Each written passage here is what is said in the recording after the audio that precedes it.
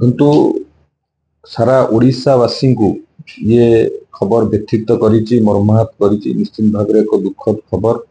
आमर ओडिशा सिने जगतर सुपरस्टार उत्तम महांती आम समस्त को छाड़ी चली जाइछन्ति। ये तांकर अवदान ओडिशार सिने जगत प्रति तांकर जो अतुलनीय अवदान अछि एवं तांकर निखुण अभिनय माध्यम रे दशंधि दशंधि धरी से सारा ओडिशार लोक मानकु एई सिने जगत माध्यम रे बांधिकी रखिथिले।